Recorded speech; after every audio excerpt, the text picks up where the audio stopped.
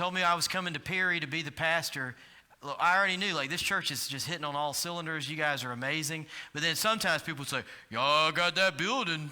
Y'all got that big building to pay for. You know, people would say, can you believe people would say stuff like that to me?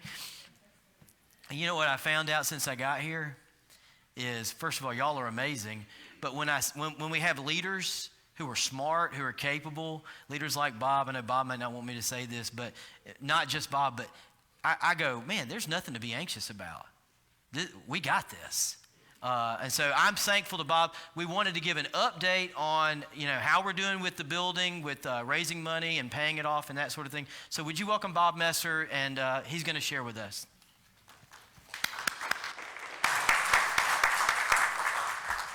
Well, it wasn't a great Saturday afternoon for an Auburn fan, but at least the Texas Aggies salvaged the day by beating the evil Satan last night. And congratulations to Georgia, whom I'm also a graduate of. Congratulations, Georgia. They're going to be number one this week. You can count on it. You have an insert in your bulletin, an update of the financial situation for the building, the Family Life Center, which is now a reality. This is a long-held goal of this church, to have a center such as this, and it's there now. You know, this sanctuary that we worship in, if you know the history of the church, the sanctuary was built maybe even in a more troubled time than we are today. In 1860, the winds of war were blowing, but the people of this church went forward and built this beautiful building, which is still in use 160 years later. Just think about all the wonderful, happy things that have happened here at this church. The weddings, the baptisms, the conversions to Christ, the communion that we've taken here. But there have also been some sad times. There have been some funerals, and we've lost some loved ones and some friends here. But this building was built. I wonder if those people that sacrificed to build this building had any idea that 160 years later we'd still be worshiping here. And we have an opportunity to do something very similar to what those people 160 years ago did with the building across the street, the Family Life Center.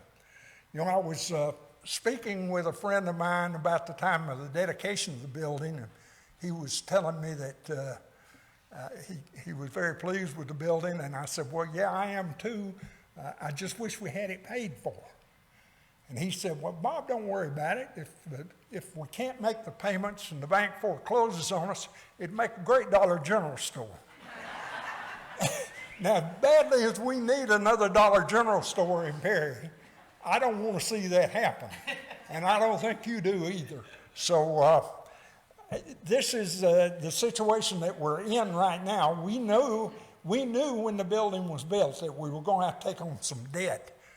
We had a fantastic first pledge campaign. The response was overwhelming, really.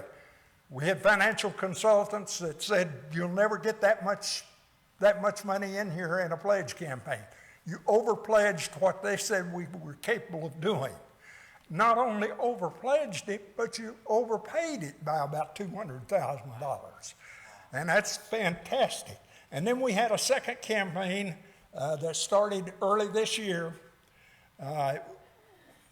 The response to it was not as great, but we really didn't expect it to be.